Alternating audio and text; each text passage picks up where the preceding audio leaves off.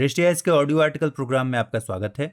आज का हमारा आर्टिकल द हिंदू में प्रकाशित लेख arms and the women on gender barrier in Indian army और इंडियन एक्सप्रेस में छपे लेख sanction issued women now eligible for permanent commission in army के सम्मिलित सारांश पर आधारित है। इसमें टीम दृष्टि के इनपुट्स भी शामिल हैं। यह ऑडियो आर्टिकल सामान्य अध्ययन प्रश्न पत्र 2 के सामाजिक न्याय खंड से जुड़ा है। तो आइए लेख की शुरुआत करते हैं। हमारे वीडियो अंग्रेजी में देखने के लिए फॉलो करें हमारा ही दूसरा यूट्यूब चैनल दृष्टि IAS इंग्लिश। भारतीय सेना में लैंगिक बाधाएं खत्म। हाल ही में केंद्र सरकार ने इंडियन आर्मी में महिला अधिकारियों को स्थायी कमीशन यानी परमानेंट कमीशन देने को मंजूरी दे दी है। केंद्र सरकार के इस आदेश के बाद SSC यानी शॉर्ट सर्विस कमीशन से चयनित महिला अधिकारियों को सेना की 10 शाखाओं में परमानेंट कमीशन ग्रांट किया जा सकेगा। इस कदम से भारतीय सेना का हिस्सा बनने की चाहत रखने वाली लड़कियों के लिए सेना में समानता और सम्मान का एक नया रास्ता खुल जाएगा। साथ ही सरकार के इस फैसले से महिला अधिकारियों को सेना में बड़ी भूमिकाएं निभाने का भी मौका मिलेगा। गौरतलब है कि इससे पहले फरवरी माह में सुप्रीम कोर्ट ने सेना में महिलाओं के स्थायी कमीशन को सही ठहराते हुए केंद्र सरकार को फटकार लगाई थी। साथ ही सरकार को सेना की सभी महिला अधिकारियों के लिए 3 महीने के भीतर स्थायी कमीशन देने का आदेश भी दिया था। ऐसे में सवाल है कि सरकार के इस नवीनतम निर्णय के क्या मायने हैं, इसके क्या प्रभाव होंगे और दुनिया भर के देशों की सेनाओं में महिलाओं की क्या स्थिति है। आइए इस आर्टिकल के जरिए इन्हीं सब बिंदुओं को देखते हैं। सबसे पहले जानते हैं क्या है शॉर्ट सर्विस कमीशन और स्थायी कमीशन। शॉर्ट सर्विस कमीशन के तहत आर्मी में सेवा देने वाली महिलाओं को 10 साल तक सेवा देने का अधिकार था। इसके अलावा वे अतिरिक्त 4 साल तक और अपनी सेवा दे सकती थीं। इसके बाद उन्हें रिटायर कर दिया जाता था। शॉर्ट सर्विस कमीशन के लिए महिलाओं का पहला बैच साल 1992 में भर्ती हुआ था। तब इसकी अवधि 5 सालों के लिए हुआ करती थी। इसके बाद इसकी अवधि को 10 सालों के लिए बढ़ा दिया गया था। 2006 में शॉर्ट सर्विस कमीशन के तहत महिलाओं की सेवा अवधि को बढ़ाकर 14 साल का विकल्प कर दिया गया। वहीं पुरुष अधिकारी शॉर्ट सर्विस कमीशन के 10 साल पूरे होने के बाद अपनी योग्यता अनुसार स्थायी कमीशन के लिए आवेदन कर सकते थे, जबकि महिलाओं के लिए यह व्यवस्था नहीं थी। बहरहाल सरकार के मौजूदा निर्णय के बाद महिलाएं भी अब स्थायी कमीशन के लिए आवेदन कर सकेंगी। गौरतलब है कि पहले की 2 शाखाओं जज एंड एडवोकेट जनरल यानी JAG और आर्मी एजुकेशनल कोर यानी AEC में महिलाओं को स्थायी कमीशन दिए गए थे। इनके अलावा अब इसमें 8 शाखाएं और जोड़ी गई हैं, जो हैं आर्मी एयर डिफेंस यानी AAD, signals, engineers, army aviation, electronics and mechanical engineers यानी EME, army service corps ASC, army ordinance core AOC और इंटेलिजेंस कोर। परमानेंट कमीशन मिलने के बाद से अब वे आगे भी सेना में अपनी सेवाएं दे पाएंगी। हालांकि सेना की तीनों सेवाओं थल, वायु और नौसेना में महिला अधिकारियों को medical, education, legal, signals, logistics और इंजीनियरिंग सहित चुने हुए क्षेत्रों में स्थायी कमीशन की अनुमति है। भारतीय वायुसेना में SSC महिला अधिकारियों को फ्लाइंग ब्रांच के अलावा अन्य सभी विभागों में स्थायी कमीशन हासिल करने का विकल्प दिया गया है। नौसेना में महिलाओं को logistics, naval designing, air traffic control, engineering और लीगल जैसे डिपार्टमेंट्स में स्थायी कमीशन की अनुमति मिली हुई है। महिलाएं काफी लंबे अरसे से भारतीय सेना में स्थायी कमीशन की मांग कर रही थी, लेकिन कभी सेना तो कभी सरकार के स्तर पर इसका विरोध किया जाता रहा। कभी शादी, बच्चे तो कभी पुरुषों की असहजता को इसका कारण बताया गया। लेकिन महिला अधिकारियों ने हर एक मोर्चे पर अपने आप को साबित किया और यह भी साबित किया कि वे न तो शारीरिक रूप से कमजोर हैं और न ही मानसिक रूप से। ऐसे में समाज और सरकार की दकियानूसी बातों को फटकार लगाते हुए सेना में महिलाओं को दिए गए परमानेंट कमीशन के पीछे सुप्रीम कोर्ट का बेहद अहम रोल रहा है। आइए जानते हैं सुप्रीम कोर्ट के ऐतिहासिक निर्णय को। सुप्रीम कोर्ट ने बीते फरवरी माह में पुरुषों की तरह महिलाओं को भी सेना में कमांड पोस्ट देने का अहम फैसला सुनाया था।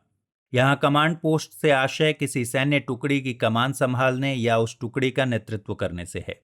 कोर्ट का मानना था कि सेना की सभी महिला अधिकारियों को स्थायी कमीशन मिलना चाहिए, चाहे वे कितने भी समय से सेना में सेवा क्यों न दे रही हों। न्यायालय ने इस मसले में दिल्ली हाई कोर्ट के साल 2010 के फैसले को बरकरार रखा है। गौरतलब है कि 2003 में सेना में महिला SSC अधिकारियों को स्थायी कमीशन देने के लिए दिल्ली उच्च न्यायालय के समक्ष एक जनहित याचिका दायर की गई थी। मेजर लीना गुरव द्वारा 16 अक्टूबर 2006 को एक और रिट याचिका दायर की गई थी। इसके बाद सितंबर 2008 में रक्षा मंत्रालय ने एक आदेश पारित किया जिसमें कहा गया था कि एसएससी महिला अधिकारियों को जज एडवोकेट जनरल डिपार्टमेंट और आर्मी एजुकेशन कोर में परमानेंट कमीशन की अनुमति दी जाएगी। इसके बाद मेजर संध्या यादव सहित कुछ लोगों द्वारा दिल्ली उच्च न्यायालय में फिर से इसे चुनौती दी गई थी। दिल्ली उच्च न्यायालय ने 2003, 2006 और 2008 की चुनौतियों को एक साथ सुना और 2010 में अपना निर्णय पारित किया। कोर्ट ने महिला अधिकारियों के हक में फैसला सुनाया, लेकिन फिर सरकार ने सुप्रीम कोर्ट में इस फैसले को चुनौती दे डाली और इस मामले को देखते हुए फरवरी 2020 में सुप्रीम कोर्ट ने भी महिला अधिकारियों के पक्ष में ही फैसला सुनाया। सुप्रीम कोर्ट ने स्पष्ट किया कि महिलाओं की क्षमता और उपलब्धियों पर शक करना महिलाओं के साथ साथ सेना का भी अपमान है। इस बाबत जस्टिस डीवाई चंद्रचूड़ और जस्टिस अजय रस्तोगी के मुताबिक सामाजिक धारणाओं के आधार पर महिलाओं को समान मौके न देना निंदनीय बात है। उन्होंने कहा कि महिला सैन्य अधिकारियों को परमानेंट कमीशन न देना सरकार के पूर्वाग्रह को दिखाता है, जो कि बेहद गलत है। सरकार को महिलाओं के बारे में मानसिकता बदलनी होगी और सेना में लैंगिक आधार पर समानता सुनिश्चित करनी होगी। कमांड पोस्ट पर महिलाओं का प्रतिबंध किसी भी लिहाज से तार्किक नहीं है। सामाजिक और मानसिक कारण बताकर महिला अधिकारियों को किसी भी अवसर से वंचित करना बेहद गलत है। इसके बाद मार्च महीने में सुप्रीम कोर्ट ने नौसेना में भी महिला अधिकारियों के लिए स्थायी कमीशन को मंजूरी दे दी। ऐसे में कहा जा सकता है कि इस फैसले से न केवल आर्मी की महिलाओं को तरक्की करने का मौका मिलेगा, बल्कि इससे देश के हर तबके की महिलाओं को आगे बढ़ने का हौसला भी मिलेगा। अब देखना जरूरी हो जाता है कि क्या दुनिया के बाकी देशों की सेनाओं में भी महिलाओं की यही स्थिति है। आइए रुख करते हैं दुनिया के बाकी देशों की सेनाओं में महिलाओं की स्थिति की तरफ।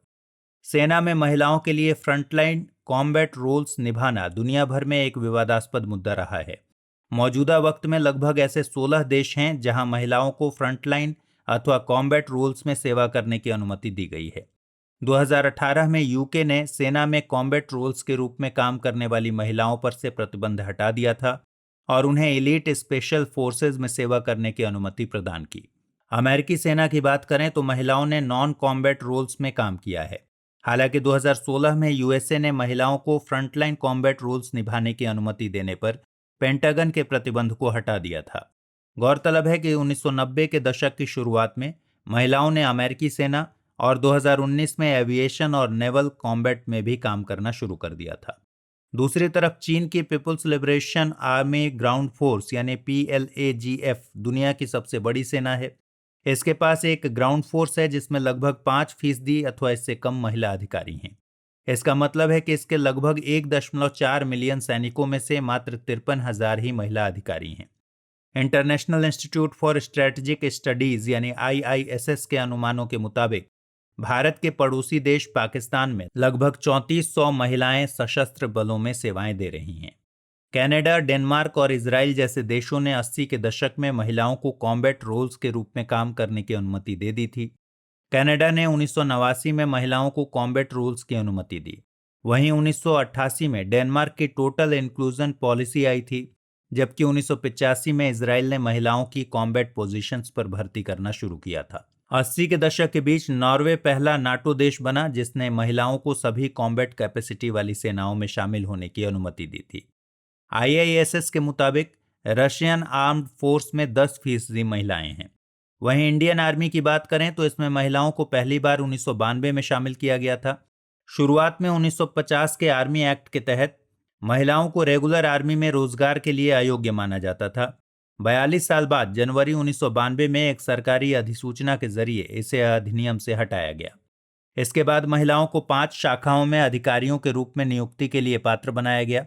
अब जाकर भारत में महिला अधिकारियों को सेना में परमानेंट कमीशन का दर्जा दिया गया। इसी पृष्ठभूमि में देखना लाजमी हो जाता है कि इस कदम के पीछे क्या मायने हैं और यह कदम किस तरह महिलाओं के लिए फायदेमंद साबित होगा। आइए देखते हैं सेना में महिलाओं के स्थायी कमीशन मिलने से उन्हें क्या फायदे होंगे। सेना में महिलाओं को परमानेंट कमीशन मिलने से पहला बदलाव यह होगा कि इसमें महिला अधिकारियों को पदोन्नति मिल सकेगी।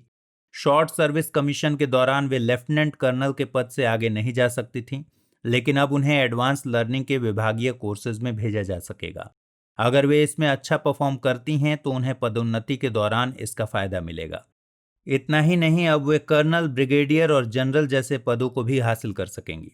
पहले जब आर्मी के लिए महिलाओं की भर्ती के लिए विज्ञापन आते थे, उनमें मात्र 14 साल के शॉर्ट सर्विस कमीशन का जिक्र होता था। लेकिन सरकार के नए आदेश के बाद से अब विज्ञापनों में साफ तौर पर योग्यता के आधार पर स्थायी कमीशन दिए जाने की बात कही जाएगी। पहले शॉर्ट सर्विस कमीशन के 14 साल पूरा करने पर महिलाएं सेवानिवृत्ति के समय 37 से 38 साल की हो जाती थीं। इसके बाद उन्हें पेंशन भत्ता भी नहीं मिलता था। इतनी कम उम्र में ही नौकरी छूट जाने और आगे खाली बैठे रहने से जिंदगी जैसे थम सी जाती है। उनके लिए आगे का रास्ता बंद नजर आने लगता है। ऐसे में कई महिलाएं डिप्रेशन का भी शिकार हो जाती हैं।